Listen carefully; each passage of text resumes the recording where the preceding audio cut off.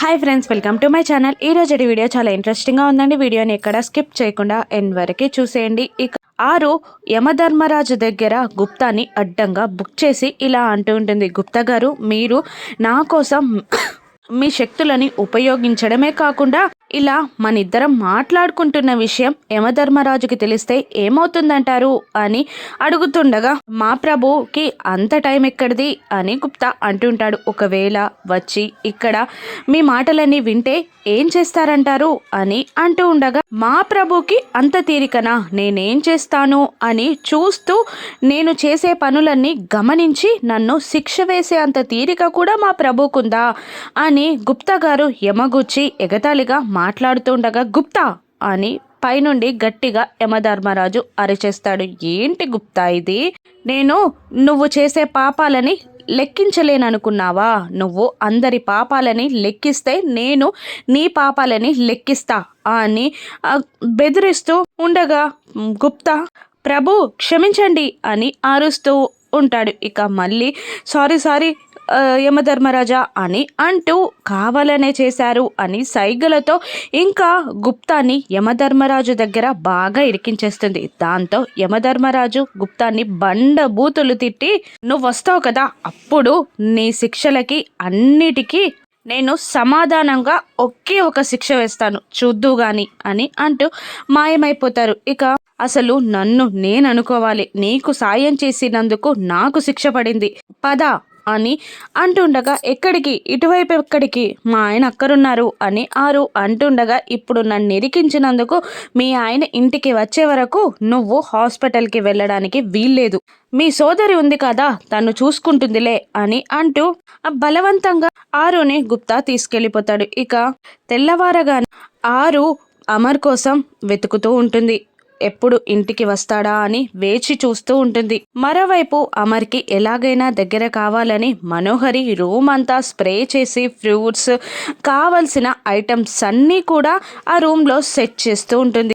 హాస్పిటల్లో నేనుంటాను అంటే ఎవరు వినలేదు. ఇప్పుడు ఎలాగైనా అమర్కి ఖచ్చితంగా దగ్గర కావాల్సిందే, ఆ భాగ్యని దూరం చేసి నేను ఖచ్చితంగా దగ్గర కావాల్సిందే అని మనసులో చాలా ప్లాన్స్ వేసుకుంటూ ఉంటుంది ఆ మనోహరి. ఇక అమర్ హాస్పిటల్ నుండి డిశ్చార్జ్ అయి ఇంటికి రానే వచ్చేస్తాడు. ఇక సదాశివం గారు చూసి, పిల్లలు మీ నాన్నగారు వచ్చారు అని అరవడంతో పిల్లల కన్నా ముందు మనోహరి పరుగున వెళ్ళి ఆ కార్కి ఢీకొని దెబ్బ తగిలించుకొని అమ్మా అని అరుస్తూ ఉండగా, అయ్యో మనోహరి అలా ఎందుకు పరిగెత్తుకుంటూ వచ్చావు అని అంటూ ఉండగా, నిన్ను కిందికి దించి జాగ్రత్తగా చూసుకోవాలని హడావుడిగా వచ్చి గుద్దేసుకున్నాను అమర్ అని మనోహరి అంటూ ఉండగా, ఎక్కడ ఎవరు ఉంటే అదే బాగుంటుంది, అనవసరమైన ప్లేసెస్లో ఉంటే ఇలాగే దెబ్బలు తగులుతాయి, కాస్త మిస్ కానీ లేదంటే ముందటున్న 3 పళ్ళు రాలిపోవేయి అని అంటూ మనోహరికి బాగి గట్టిగా వార్నింగ్ ఇచ్చి అమర్ని తీసుకొని ముందుకు నడుస్తూ ఉంటుంది. ఇక పిల్లలు పెద్దవాళ్ళు అమర్ బాగీలకి ఎదురుగా నిలబడతారు. ఇక పెయిన్ ఎలా ఉంది డాడీ అని అంజు అడుగుతుండగా, నాట్ బ్యాడ్ అమ్మా, ఇప్పుడు పర్లేదు అని అమర్ ఆన్సర్ ఇస్తుంటాడు. కాసేపు ఆగండిరా, దిష్టి తీసి లోపలికి తీసుకెళ్దాం అని నిర్మలమ్మ గారు అంటూ హారతి వెలిగించి బాగి అమర్లకి దిష్టి తీసి బొట్టు పెట్టి అక్కడి నుండి వెళ్తూ ఉంటుంది. ఇక గుమ్మంలోకి ఎంటర్ అవ్వడానికి ఒక స్టెప్ ఉండేటప్పటికి ఎలాగైనా అమర్ని తన చేతుల్లోకి లాక్కోవడానికి బాగి కన్నా ఒక్క స్టెప్ ముందుకు వెళ్ళి వాళ్ళకన్నా మీద నిలబడి అమర్ని తీసుకొని బాగి పైకి ఎక్కుతూ ఉండగా, అమర్ తన చేతిలోకి తీసుకోవడానికి మనోహరి బాగి కాలికి తన కాలిని అడ్డం పెట్టి బాగి స్లిప్ అయి కింద పడిపోలేలా చేసి పడిపోబోతున్న అమర్ని మనోహరి తన చేతుల్లోకి తీసుకుని, ఏంటి ఇది మిస్ అమ్మ, ఆపరేషన్ అయిన వ్యక్తిని ఇలాగేనా చూసుకునేది, జస్ట్ మిస్, అమర్ పడిపోయేవాడు తెలుసా అని అంటూ ఉంటుంది మనోహరి. కాస్త పెయిన్ కూడా వస్తుంది అమర్కి. నువ్వైనా చెప్పమర్ అని అంటూ, మిస్ అమ్మ నిన్ను హాస్పిటల్లో చూసుకుంది కదా, ఇప్పుడు తనకి రెస్ట్ అవసరం కదా అని అంటుండగా అమర్ కూడా మిస్ అమ్మని ఇలా అంటూ ఉంటాడు. అవును మిస్ అమ్మ, నిజంగానే నాకన్నా ఎక్కువ రెస్ట్ నీకే కావాలి అని అంటూ బాగిని అమర్ దూరం పెట్టేసరికి, మిస్ అమ్మ ఇక వెళ్ళి పెరుగన్నందిని బజ్జో అని అంటూ అమర్ని తీసుకొని ముందుకు నడుస్తూ ఉంటుంది మనోహరి. ఇక అదంతా చూస్తూ కుళ్ళిపోతూ ఉంటుంది ఆరు. ఆ ఫ్రస్ట్రేషన్ అంతా గుప్తా పైన చూపిస్తూ అసలు దీనికి మీరే కారణం, ఇన్ని తప్పులు చేస్తుంది అయినా మీరు సైలెంట్గా ఉండిపోతున్నారు అని అంటుండగా, నేను పాపాలు లెక్కించడానికి వచ్చాను తప్ప శిక్షించడానికి కాదు. మా లోకానికి వచ్చాక ఆ బాలికకు ఎటువంటి శిక్షలు వేస్తానంటే అని అంటుంటాడు గుప్తా. ఎటువంటి శిక్షలు వేస్తారు అని ఆరు అడుగుతుండగా, సలసల మరిగే నూనెలో పడేయడం, విషసర్పాల గృహలోకి తోలడం, చెరకు రసాన్ని పిండినట్టు చుట్టూ తిప్పడం, కొరడా దెబ్బలు అని అంటుండగా, అమ్మో వద్దు, అంత భయంకరమైన శిక్షలు విధిస్తే తను చచ్చిపోతుంది అని ఆరు అమాయకంగా అంటుండగా, నువ్వు ఇలా ఉన్నావు కాబట్టే ఆ బాలిక అలా ఉంది, చచ్చిపోయాకే మా దగ్గరికి వస్తుంది అని అంటూ ఉంటాడు గుప్తా. ఇక అయినా కాస్త తక్కువగానే వేయండి శిక్ష అని స్నేహితురాలిపై ప్రేమతో ఆరు మాట్లాడుతుండగా పటపటా పనులు కొరుకుతూ ఉంటాడు గుప్తా. ఇక నాకే ఇలా ఉంటే పాపం బాగికి ఎలా ఉందో అని ఆరు బెంగపడుతూ ఉంటుంది. మరోవైపు నిర్మలమ్మ గారు, సదాశివం గారు బాగిని పక్కన కూర్చోబెట్టుకొని మాట్లాడుతూ ఉంటారు.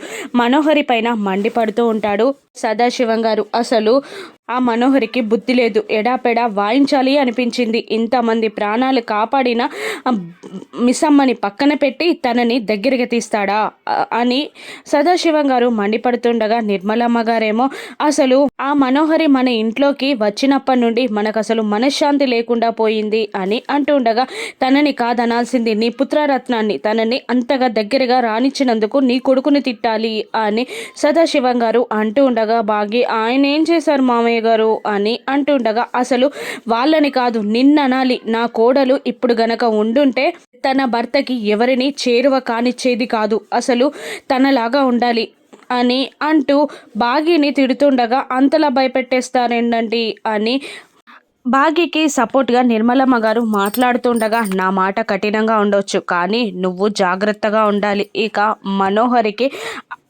దూరం చేయాలి అమర్ని, అసలు ఏం చేస్తే దూరం అవుతుందో నీ ఆట నువ్వు ఆడు అని అంటూ ఉండగా, ఇక బాగి ఆట అంటే ఎలా ఉంటుందో చూపిస్తా అని అంటూ ఉంటుంది బాగి. మరోవైపు అమర్ని రూమ్లోకి తీసుకెళ్ళి అన్ని సేవలు చేస్తున్న మనోహరిని విచిత్రంగా చూస్తూ ఉంటాడు అమర్.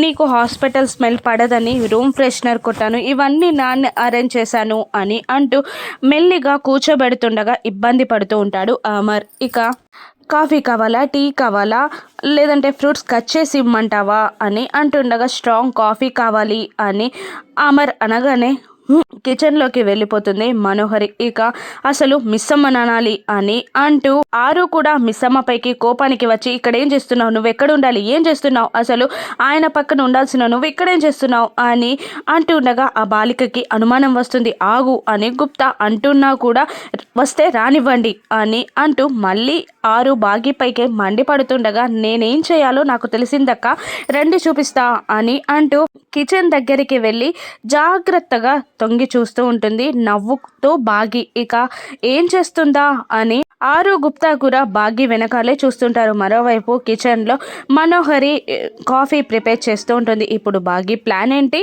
అమర్ దగ్గర మనోహరిని బాగి ఎలా ఇరికించనుందో రాను ఎపిసోడ్స్లో చూద్దాం. Thank you for watching.